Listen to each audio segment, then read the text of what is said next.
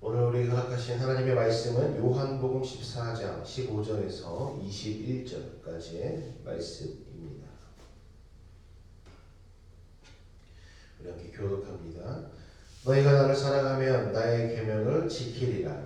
내가 아버지께 구하겠으니 그가 또 다른 보혜사를 너희에게 주사 영원토록 너희와 함께 있게 하리라. 그는 진리의 영이라 세상은 능히 그를 받지 못하나니 이는 그를 보지도 못하고 알지도 못함이라. 그러나 너희는 그를 아나니 그는 너희와 함께 거하시며 또 너희 속에 계시겠습니다. 내가 너희를 구하와 같이 버려두지 아니하고 너희에게로 오리라. 조금 있으면 세상은 다시 나를 보지 못할 것이로되 너희는 나를 보리니 이는 내가 살아있고 너희도 살아있겠습니다. 그 날에 내가 아버지 안에 너희가 내 안에 내가 너희 안에 있는 것을 너희가 알리라. 함께 있습니다. 나의 계명을 지키는 자라야 나를 사랑하는 자니 나를 사랑하는 자는 내 아버지께 사랑을 받을 것이요 나도 그를 사랑하여 그에게 나를 나타내리라. 아멘.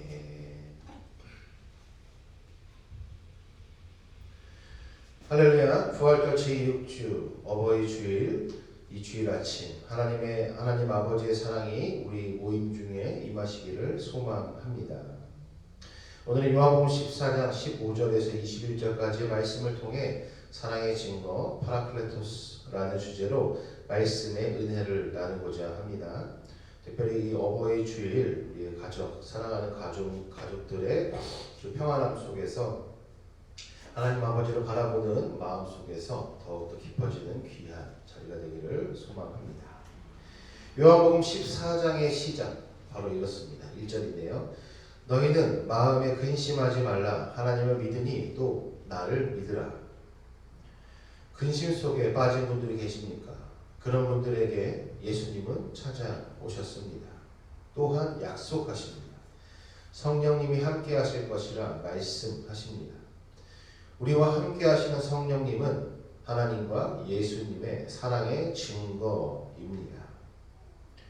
근심에 빠져 있는 사람들, 바로 제자들이 그러했습니다. 예수님께서 십자가 가운데 수단을 당하시고 그리고 또 부활하셨고 잠시 또 제자들과 떠나 있는 시간이 있었고 다시 또 이제 승천하시는 그 과정 속에서 제자들은 예수님의 부재하심에 대한 근심이 넘쳐나던 그런 시기가 있었죠. 바로 그 순간 예수님이 하셨던 말씀입니다.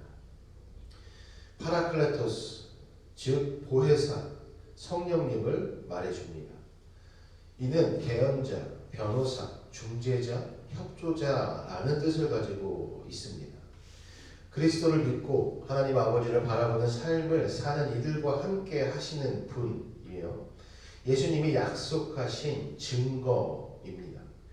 우리는 성령을 통해 하나님을 알고 또 예수님의 동행을 깨닫습니다. 이것은 서로 뗄래야 뗄 수 없는 것이지. 하나님과 예수님 그리고 성령님. 그래서 우리는 이것을 삼위일체라고 이야기합니다. 하나님을 통해 예수님을 알 수 있는 것이고 예수님을 통해서 성령님을 알 수 있고 성령을 통해 하나님을 알 수 있습니다. 바로 한 분, 세 분이면서 한 분이시기 때문에 이 모든 것들은 바로 하나님을 드러내주고 있는 것이죠. 불안과 근심의 마음으로 세상을 살아가는 것은 성령님과 동행하고 있지 못함의 증거입니다. 그래서 요한복음 14장 1절 아까 읽었던 말씀 속에서 그러지 않습니까? 너희는 마음에 근심하지 말라 라는 것. 예수님을 통해 우리는 성령님을 알 수 있습니다. 성령님은 귀신의 영이 아니기 때문이죠. 하나님의 영, 거룩한 영이십니다. 예수님은 하나님께서 맡기신 세상에서의 모든 일을 다 마치시고 하나님께로 돌아가시지만 제자들은 고아처럼 버려져 있는 것이 아니라는 것이죠. 보혜사께서 오셔서 그들 속에 머무시면서 모든 것을 가르치고 또 주님이 그들에게 들려주셨던 모든 것을 생각나게 하신다라는 것이에요. 인생길을 걷다 보면 문득 어떤 말씀이 떠올라 자꾸 곱씹어 보게 되고 또 어떤 찬송이 떠올라 흥얼거릴 때가 있습니다. 때로는 그 말씀과 찬송이 우리의 마음을 깊게 만져서 눈물을 흘리기도 하고 또 감사가 터져 나오기도 할 때가 있죠. 성령님께서 우리를 툭 건드시기 때문에 그렇습니다. 보혜사 성령님은 예수님이 이미 가르치신 것을 더 깊이 심화시켜 구체적인 상황 속에서 적용할 수 있도록 우리를 도우십니다. 그것은 마치 굳어버린 마른 땅을 뚫고 솟아나오는 새싹처럼 신선하죠. 성령께서 임하시는 것은 마치 우리의 어두운 심령에 불이 밝혀지는 것과 같습니다. 세상의 어두움 속에서 우리의 마음 또한 점점 굳어버리고 어두워지는 상황 속에서 성령님께서 우리와 함께 하심으로 다시 밝은 불이 밝혀지는 것이지요. 하나님을 기쁘시게 해드리고 또 이웃들에게 선물이 되고 싶은 마음이 우리의 마음 속에서 솟아나오게 합니다. 자기 확장의 욕망에서 자유로워질 때 사람은 맑아지고 따뜻하고 친절해지는 것이지요. 바로 그 시작 성령님입니다. 주님은 보혜사를 보내주실 뿐만 아니라 내 평안을 너희에게 준다라고 말씀하십니다. 평화 또는 평안, 이 평화라고 번역된 헬라어 에이레네라는 말이죠. 이것은 다양한 의미를 내포하고 있습니다. 나라 간의 전쟁이 없는 상태, 또 개인 간의 조화 혹은 일치, 또 안전, 번영, 구원의 확신에서 오는 든든함 등이 바로 이런 에이레네인 것이죠. 어떠한 것이 조화롭게 만들어져 가는 그런 상황. 어떤 목사님께서는 그래서 이 에이레네의 제일 좋은 우리나라 말로 번역하면 안녕이라고도 이야기했습니다. 안녕은 정신적으로나 육체적으로나 아무 탈 없이 평안한 상태를 말해주죠. 여러분들은 안녕하십니까? 지금 안녕한 삶을 살고 있습니까?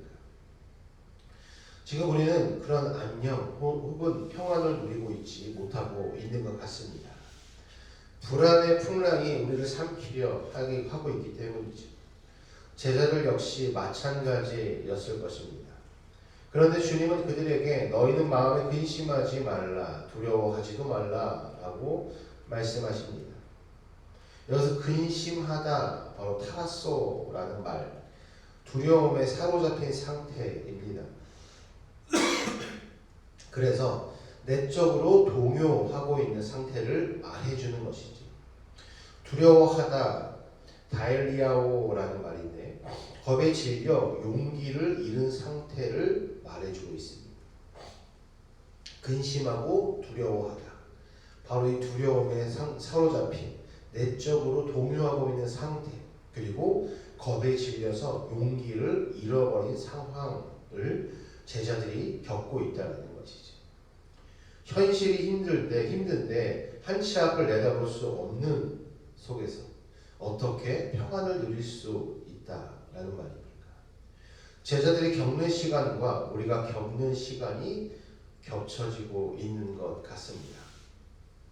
지금 사회의 많은 인원들 또는 다양한 사람들은 삶의 고난과 어려움, 불안 속에 살고 있죠. 각자의 문제 속에 고민을 가지고 살아가고 있습니다. 심지어 끝내 고민 속에, 불안 속에 삶을 포기하는 안타까운 일도 계속되고 있습니다.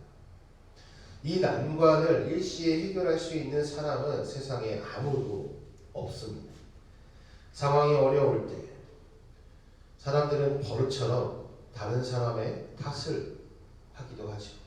때로는 탓할 사람을 찾기도 합니다. 물론 누군가의 결정적인 잘못으로 그러한 상황들이 초래되었다면 그것은 비판받는 것이 당연합니다. 그러나 더 중요한 것은 이 어려움을 견딜 용기를 내는 것입니다. 힘들다고 다른 사람들의 마음까지 고문하지는 말아야 하기 때문이죠. 힘들긴 하지만 결국 우리는 이 상황을 이겨낼 것입니다. 우리는 이 곤란한 상황보다 더 큰 존재들이기 때문이죠. 왜 그렇습니까? 우리는 하나님의 자녀. 하나님은 우리의 문제보다 더 큰 분이시기 때문입니다. 그 문제들은 우리를 어찌할 수 없습니다. 모든 것이 불안과 근심으로 인해서 오는 결과물인 것이죠. 감리운동으로 감리교회를 시작한 존 웨슬리 목사님의 일화가 있습니다. 우리가 잘 아는, 많이 익히 들어본 이야기인데 1735년 10월 14일 이제 신대륙이었던 미국 조지아의 원주민들에게 복음을 전하기 위해서 영국에서 떠나는 발걸음을 옮깁니다. 이듬해 그들이 탄 배는 1월 23일부터 큰 풍랑에 시달리기 시작합니다. 미국에 도착하기 전 열 이틀 전이었는데 영국 사람들은 그 배에서 풍랑을 만남으로 인해서 비명을 지르며 두려워했죠. 배가 흔들리니 또 많은 풍랑이 또 파도가 일으키니 그가 배에 타고 있던 사람들이 얼마나 무서웠겠습니까? 그런데 그 배에 타고 있던 독일 출신의 모라비안 교도들은 매우 평온했다라는 거예요. 그들은 신중했고 겸손하고 온유한 표정으로 겁에 질린 다른 승객들을 돌보아 주었습니다. 그래도 이틀 후에 세 번째 큰 풍랑이 닥쳐오자 사람들은 더 큰 공포에 사로잡히게 되었습니다. 그런데 이 모라비안 교도들이 그날 저녁 7시쯤에 집회를 열었죠. 웨슬리는 바로 그 모라비안 교도들의 집회 장소에 갔습니다.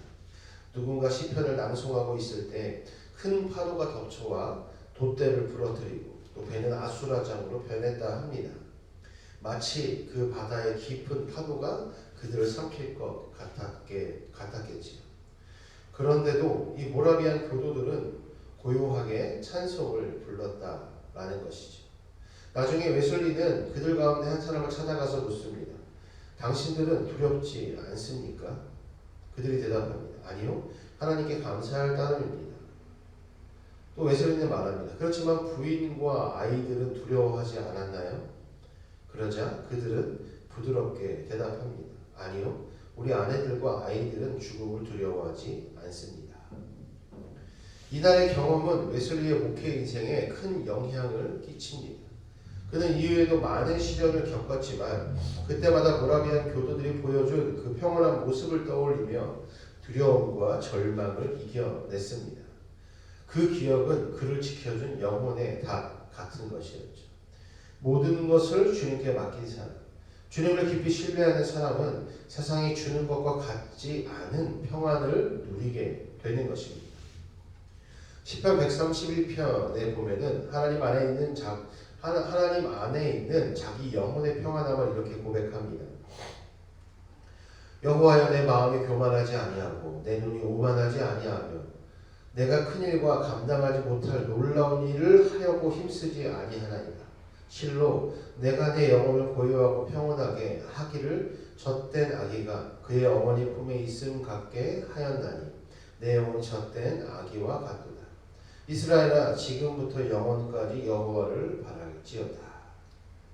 이 시편 132편의 마지막 보면은 이스라엘아, 지금부터 영원까지 여호와를 바랄지어다. 오늘 요한복음 14장 첫 1절이 뭐였죠? 너희는 마음에 근심하지 말라. 하나님을 믿으니 또 나를 믿으라 였습니다. 바로 하나님을 바라보는 것, 그것이 평온의 모습이라는 것이죠. 평온한 마음은 어디에서 오는 것일까요? 이 시편 132편 기자의 고백이 와닿는 부분입니다. 바로 1절에 주님, 이제 내가 교만한 마음을 버렸습니다. 오만한 길에서 돌아섰습니다. 너무 큰 것을 가지려고 나서지 않고 분에 넘치는 놀라운 일을 이루려고도 하지 않습니다. 라고 고백합니다. 지금 어려운 시기를 지나는 분들이 있습니까? 허둥거리거나 불안하지 마십시오. 어차피 견뎌야 할 시간이라면 차라리 이건 약간 좀 힘들긴 하네. 하지만 결국 나는 이겨낼 거야 라고 고백하십시오. 주님이 함께 하시면 우리는 이 시련을 이겨낼 수 있습니다. 다니엘과 세 친구들을 기억해 보면은 사자굴 속에서 또 풀무불 속에서 하나님의 일하심을 경험했습니다. 우리 주님 또한 순환의 어두운 골짜기로 들어가시면서도 전혀 위축되지 않으셨습니다. 보냄을 받은 자의 영광은 보내신 분의 일을 완수하는 것임을 아셨기 때문이죠. 로마서 8장 28절 말씀에 있는 하나님을 사랑하는 자, 하나님의 뜻대로 부르심을 받은 사람들에게 모든 일이 서로 협력하여 선을 이룬다라는 것을 우리는 알고 있지 않습니까? 이 사실을 아셨기에 주님은 근심과 걱정에 사로잡히지 않으셨습니다. 그러나 제자들은 여전히 근심과 걱정에서 헤어나오지 못합니다. 그들의 믿음은 아직 십자가 순환의 신비에 도달하지 못했기 때문이죠. 벌써 주님은 부활하셨는데 말이죠. 주님은 그들에게 실망하셨을까요? 그렇지 않습니다. 왜냐하면 그때가 아직 이르지 않으셨다라는 것을 주님은 아시기 때문이죠. 아직 제자들이 그 정도의 그 깊이 있는 믿음을 가지고 있지 않다라는 것을 아셨기 때문입니다. 때로는 겪어낸 후에야 얻는 깨달음이 있는 법입니다. 바로 그 겪고 있는 그 과정 속에서 사람은 불안과 근심에 빠지게 되는 것이죠. 아직 익지 않은 무지한 확신보다는 차라리 실망 혹은 절망의 때, 바로 그 순간을 통해서 한 걸음 더 내디딤이 필요할 때가 있는 법입니다. 바로 지금 제자들은 그 순간에 있는 것입니다. 여러분들의 불안과 근심과 걱정 또한 바로 그 순간의 때일 수도 있습니다. 그러니 너무 급하게 생각하지 마십시오. 예수님은 제자들에게 이 세상의 통치자가 오고 있다라고 말씀하십니다. 30절에 보면은 이후에는 내가 너희와 말을 많이 하지 아니하리니 이 세상의 임금이 오겠음이라. 그러나 그는 내게 관계할 것이 없으니 라고 말씀하시죠. 이 세상의 통치자, 이 세상의 임금, 그는 사람들을 미혹하여 하나님께 등 돌리게 만드는 자입니다. 지배와 욕망과 쾌락의 열정에 부풀어 오른 채 다른 이들을 수단으로 삼는 자들이죠.